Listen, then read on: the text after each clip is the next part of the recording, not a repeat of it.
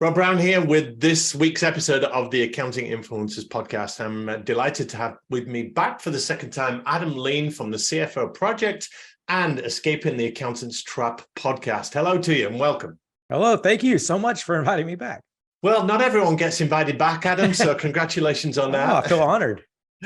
Well, we talked in the last show about your crusade, your passion, which is getting accountants, bookkeepers, finance types to really step away from the historical, looking back type to really supplying business owners with the stuff they really need, which is that forward-looking advice and taking action, having an impact and accountability on that advice. So that's, in my words, what we talked about. Adam, how would you sum up our previous conversation and the key elements of it? Yeah, that's a great summary. I would say that there's a couple of things. One, there's thousands of business owners in your hometown that want somebody that they can trust to tell them what to do to have a growing and successful business. And two, that person that they can trust can be you. It could be any accountant, any bookkeeper that has a desire to help business owners and that has a basic understanding of financials. If you have those two things, a desire and a basic understanding of financials, with a little bit of training and experience, we can turn you into a CFO or business advisor. We use those terms interchangeably. We could turn you into a CFO business advisor that really has an impact on your clients. And by the way, can help you make a lot more money than you could by just offering tax or bookkeeping services. And this message you're putting out, Adam, the training and support you give people, is this for an accountant that owns their own firm? They are in charge, they are autonomous? Because if you're in an employed position, perhaps you work for a bigger firm or you're lower down the food chain, you don't have the autonomy, flexibility, power to make these kind of decisions on the kind of work that you do. So you're aiming this, I guess, at the smaller firms and practitioners? Yeah, that's a good question.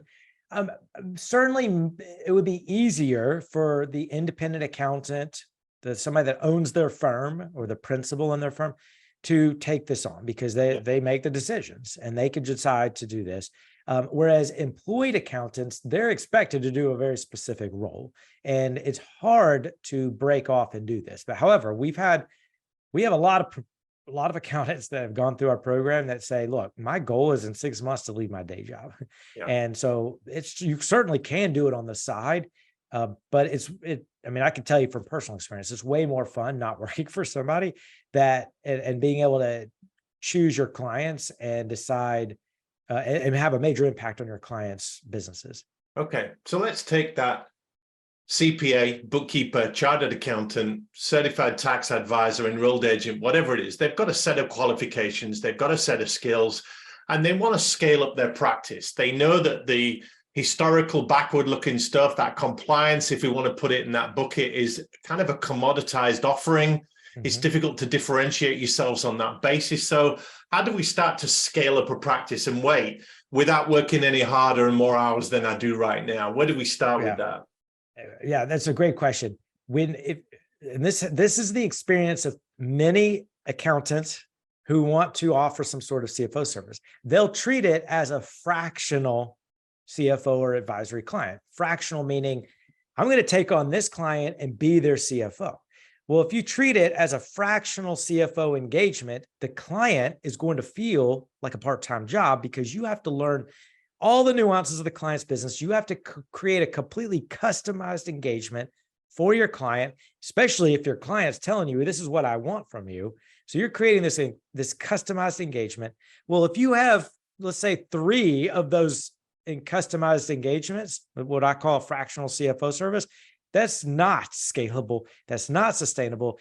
And you're going to feel like you have 3 part-time jobs on top of your main job, which is to do bookkeeping or accounting or whatever you do. And just adding to the international context, Adam, we don't use the word fractional too much in the UK, but we will use that a part-time FD, finance director, or a part-time financial controller. So the accountant will have a client portfolio and a book of business. And for some clients, they will step up into that role where they work in that business for a day a week or a day a month or whatever it is and become that part-time finance director or CFO. So we might look at it like that. But you're right. You've then got a portfolio of consulting clients, which is good. But that business, you're saying, may feel like you're just doing a little bit for them and a little bit for everyone else.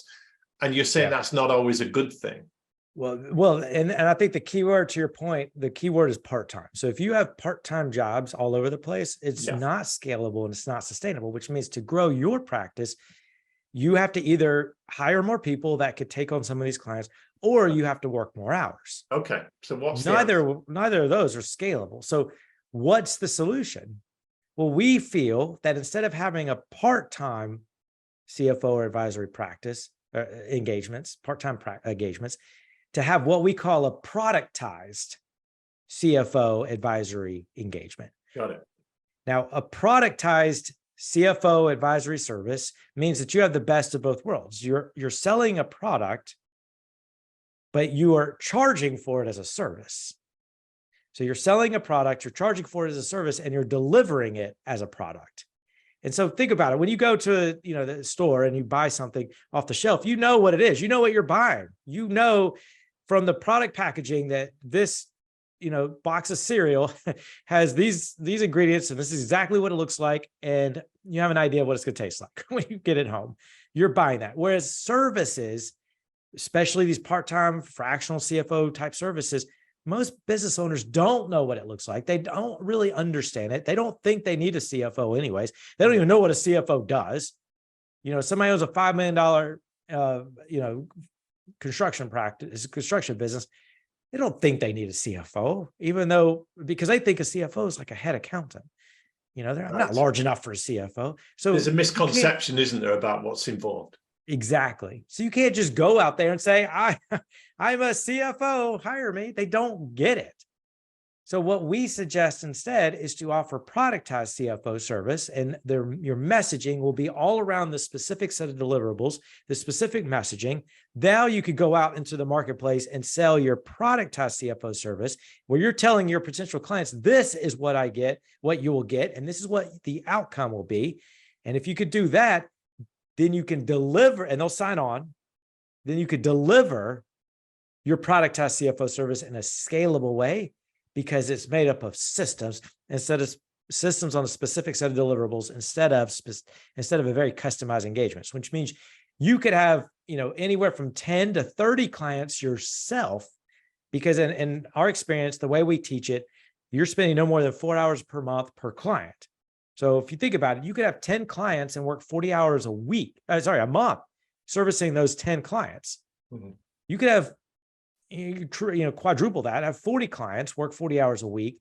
And if you're charging, let's say the minimum we recommend is $1,500 a month. If you're charging $1,500 a month per client and you have 40 clients, which I wouldn't recommend, I would rather you charge more and have less clients. But if you did, that's $60,000 a month in billings for 10 clients, or 10 clients a week.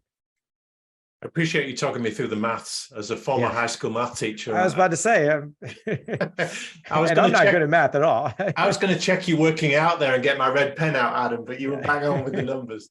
So how do I know if I'm qualified to provide business advisory services? Oh, that's a good question.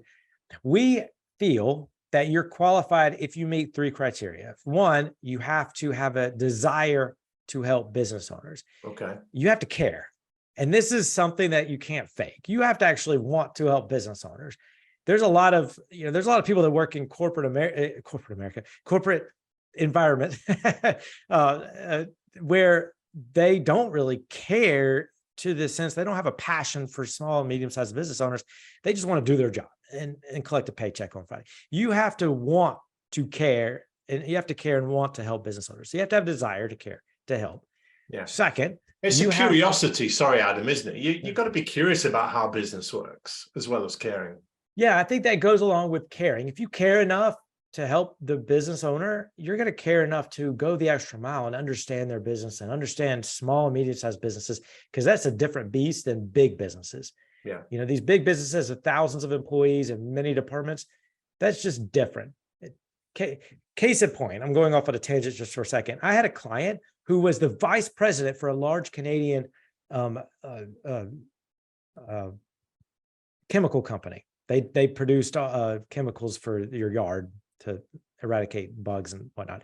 Anyways, he was the vice president, and he was making a lot of money. And he thought, I'm going to move to South Carolina and retire, but I'm going to buy a business. And he bought a business and realized that he took for granted the fact that as being the vice president, because he had all this knowledge and he had a healthy ego, let's put it that way. He thought, I could run a small business. I'm the vice president of this major chemical company. Well, he took for granted the fact that as vice president over his one division, he had an entire accounting team. He had an entire legal team. He had an entire sales team, marketing team, operations team. He had other leadership that he can rely on. He had thousands of employees at his disposal. He had a secretary. All of a sudden, as a business owner, he didn't have any of that. He was everything. He was the chief salesperson. He wasn't a good salesperson. He was a chief marketing person. He wasn't a good marketer. He was a chief operations person, chief, you name it. And he quickly lost his ego because he was not equipped to handle that. And so if he actually became one of my clients, this guy, because the messaging I was speaking to him resonated with him. He was overwhelmed. He was confused. He did not respond to, I can be a better bookkeeper to you. I can be a better accountant to you. I can make sure that your pro formas are accurate and you have timely financials. He didn't care about any of that. The messaging that resonated with him was the fact that I cared about him and his plight. And so therefore he signed on to my CFO service. And that's a lot of what we teach is you can be credentialed. You can be the most credentialed person in the world as a CFO, but if you don't care and if you don't really want to help your clients and they don't feel that, you're going to fail in this profession. So you're going to know if you're qualified to be a business advisor, number one, because you care. What else? Second thing you have to have is you have to have a basic understanding of financials. This is a controversial statement, but I believe a lot of business coaches and consultants do a disservice to their clients because they will recommend things without understanding how their advice impacts cash flow. Right. That's a disservice because cash flow is the only thing required to stay in business. The only thing. Who knows cash flow? Who knows how to understand cash flow better than the financial professional? You already understand it. So let's just give you some, which goes into the third thing you need. Let's just give you some experience and some training on how to actually advise your clients and how to be a CFO. So if you care and if you have a basic financial background, then we could teach you, or you could be taught how to be a CFO. And with a little bit of experience, you will be a rock star CFO and you'll have a major impact on your clients' lives. Thank you for those. Part of building a practice then becomes, how do I move my existing client base up from a compliance offering, or if I'm starting from scratch, B is how do I bring in clients in the first place and offering them this kind of service? Yeah. Good questions. The thing that accountants need to understand is that in order to successfully acquire a new client for a CFO service, you cannot speak like an accountant. You just can't, because most business owners don't care about the quality of their accounting as much as you think they should. They're not going to be in awe at what a traditional accountant, has to say, unless what the accountant has to say directly impacts the business owner, unless it resonates with the business owner. So we, as accountants and an accounting professional, we have to understand what resonates with business owners. And what resonates with business owners? Well, it's business owners want a successful business. And so if you can communicate successfully to a business owner that you understand how to have a successful business and that you understand the numbers and can guide them on helping them have a successful business, they will pay more attention to you with that message than with, I can be a better bookkeeper. I could be a better accountant. I can do your tax returns timely. I can make sure the accounts are the bank accounts are reconciled, on a regular basis. I can make sure all the transactions are put in the right account. And, that stuff doesn't resonate. There's a saying that was coined by a Harvard marketing professor. He said, people don't buy a 1/4-inch drill. They buy a 1/4-inch hole. You've heard that saying before? Yeah. The idea is People that go to the home improvement store don't buy a drill because they want a drill to sit in their garage and just take up dust, collect dust. They want what the drill provides. So when they you're buy an outcome or a result, don't they, Adam? Bingo. When somebody goes in the home improvement store, they want the end result. Yeah. Bookkeeping, compliance, transactional stuff, accounting, all that is the tactics. That it's the features, if you will. It's the drill. It's not the benefits. It's not the outcome. What is the outcome of hiring you? If all your outcome messaging is, I will be a better accountant, that's a terrible outcome, because everybody says that. You need to differentiate. You need to resonate with your audience, your business owners. And so a better outcome that they want, that if you say, this is what I'll do by hiring me, is I will help you have a growing, successful business. That's a better outcome than traditional accounting, compliance, or transactional work. And as much as accountants hate marketing and selling, they didn't get into this game to be those people. They've got to sell something to build a practice. They've got to sell themselves. They've got to sell the compliance, transactional work. They might as well sell advisory work, which is a sexier sell. It's a more impactful sell. It's a more interesting sell. It's a sell that business owners would resonate with more than keeping them out of jail. So it starts to turn an offering into a differentiated, bespoke, impactful offering. That's easier to have a conversation about as an accountant or a would-be CFO, isn't it? Yeah, it's not only easier, it's you can market your services better and you can sell your services better because you're selling something that they want and they care about. So you don't even have to sell. It's like you're in the desert, you don't have to sell, and you go to a bunch of people in the desert and you have a bunch of bottled water. You don't have to sell the bottled water. You don't have to be that used car salesman, if you will. You just have to be there and say, I have water, and they will buy it. It's the exact same thing. The problem, though, Adam, is that now you're asking me to do advisory services, and I can see the benefit of doing that. I see how it helps my clients, and I see how it makes an impact, and I really do care, but I don't know how to price that up. I know how to price my time. I know how to price an annual set of accounts and management reports, but I don't know how to price advisory services. It's so intangible. How do you get started with that? Yeah, it's a great question. And that's a lot of why we say that you need some training. And of course, programs like ours, we train you on how to do that and get experience. But I can tell you that by offering what we call a productized CFO service, you're telling clients, this is exactly what you're buying, and here's the price. Right. And we recommend you charge no less than, here in the States, it's $1,500. I'm not sure what the equivalent over there would be to that, but probably about 1,800 pounds or euros. I wouldn't even bother guessing, given how the exchange rate changes, but we take your point, and our listeners can do the currency exchange. Yeah, you can do the math there. But the point is, you're selling a specific deliverable and saying, this is how much it is per month, and here's what you will get from it. And by the way, if I don't help you make more cash flow or more profit than what you're paying me, then I will fire myself. That's how strongly you put a guarantee on that, Adam, do you? We do, yeah. So you encourage your people to put a risk reversal mechanism into that pricing. Absolutely. And we've, to my knowledge, we've never had a client take us up on it because, and this is sort of a tangent, but because we provide this therapeutic, we're this therapeutic person the business owner relies on, even if you're never helping them increase their cash flow.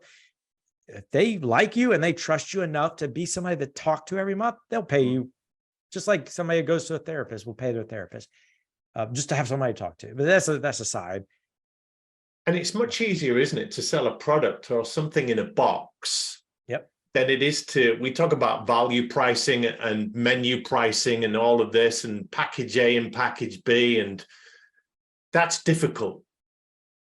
It's emotional. Yeah. People buy on emotion and justify later with logic. And if all you're doing is selling this set of deliverables, this transaction work, this compliance, this bookkeeping, accounting, set of deliverables, then you're relying on the fact that you're selling based on relying on people's logic. Nobody cares. Nobody's going to buy your services based on logic. But if you could appeal to their emotions, they will definitely care. It's like, look at the average car commercial, at least here in the United States. It may be different over there, but in the United States, every single car commercial features a beautiful couple with a dog in the back seat driving down this beautiful countryside up to this beautiful house. Empty road, no other cars on the road. Right, no traffic, right. We get that. And then they don't talk about the mechanics of the car, or what the tires are made of, or the leathers, or what the engine's components are made up of.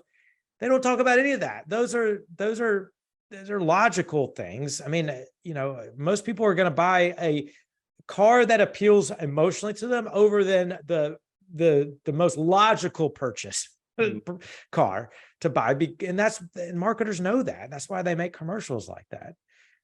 I mean, look at any commercial. I mean, they talk about they appeal to people's emotions, not logic. If people bought on logic, there would be no debt in the world, because or limited consumer debt in the world, because most people would buy logically. They wouldn't take out credit cards and rack up, $12,000 vacations when they have no money in the bank. That's not logical, but they do it because that's emotional. People buy on emotion.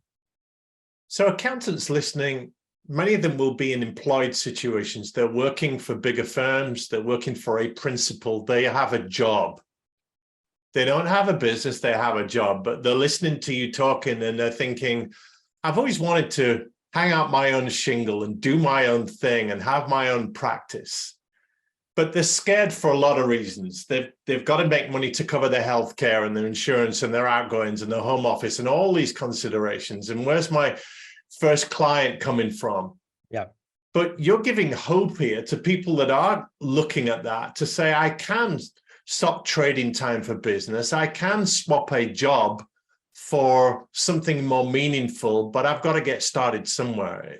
Am I reading that right? Absolutely. The average accountant, at least in the United States, makes $78,000 a year. $78,000 a year. Okay. Yeah. And you can do the conversion if you don't live in the United States. The point is, most accountants don't make that much money, considering the amount of experience and knowledge and training they've had. And there's a lot of hours they're putting in to earn that, particularly if they're in a bigger firm. That's right. But so let's set that aside. Most accountants are making $78,000 a year. Okay. If you had an accounting, a CFO or advisory practice, and you went on your own, you hung your own shingle, and you went on your own, how much would it take to get $78,000? Well, if you're charging, the minimum that we recommend per month is $1,500.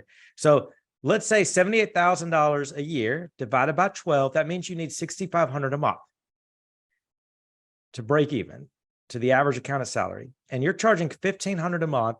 That means you need 4.3 clients. So let's say 5 clients a month to break even to what the average accountant is making. 5 clients. And the average accountant might have a portfolio of, I don't know, 50, 100, 200 clients that they're working with. Right. You can get 5 clients. If you're a tax practitioner and you have 300 clients in your portfolio, you just need 5 of them to agree to your service.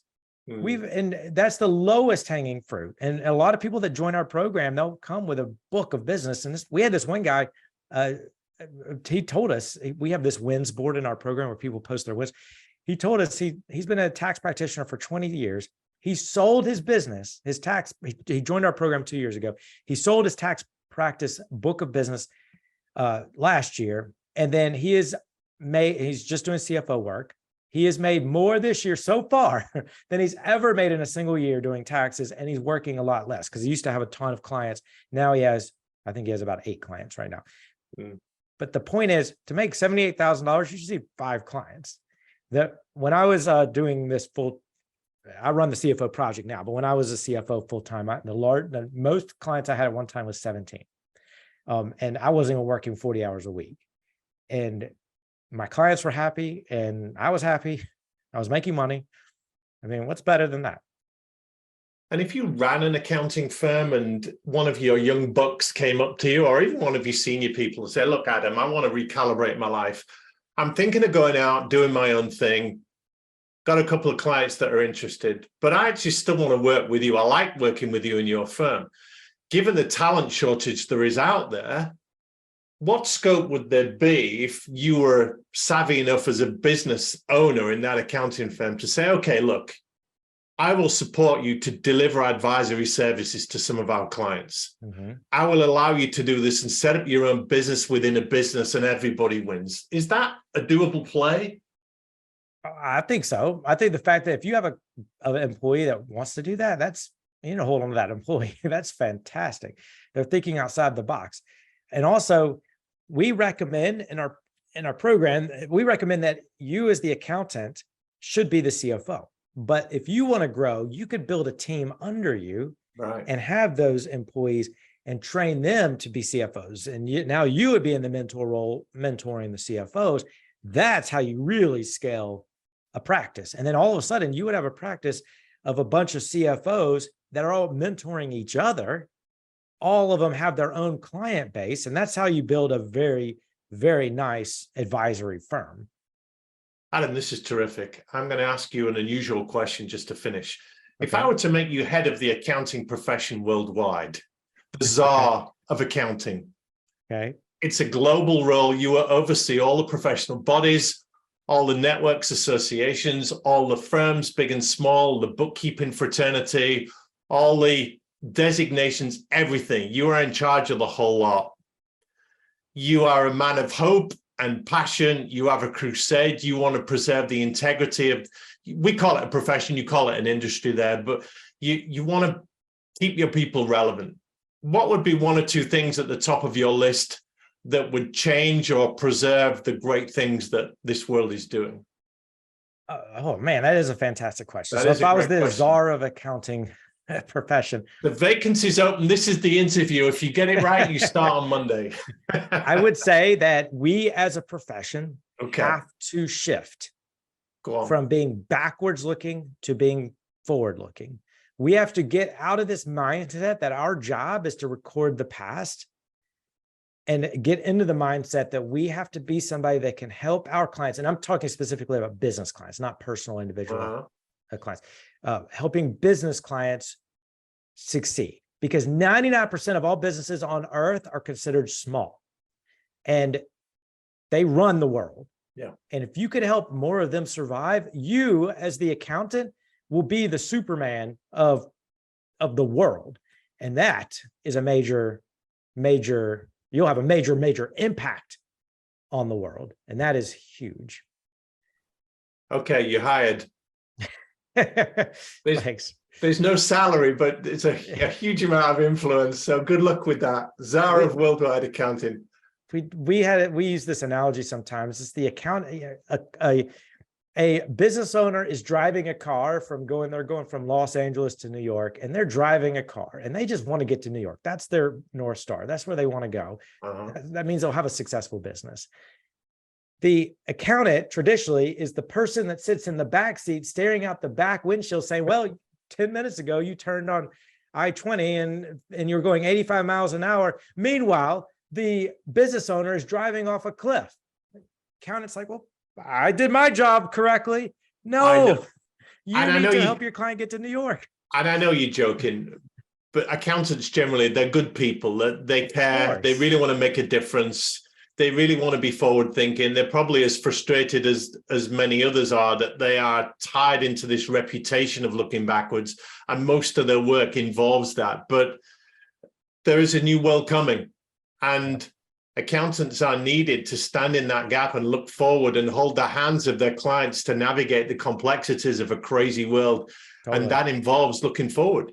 And if you could do that, if you can help your client navigate the complexities of this crazy world, you will never be replaced by AI. Yeah. You will never be replaced by an app that connects to QuickBooks, and you will never be replaced by technology software.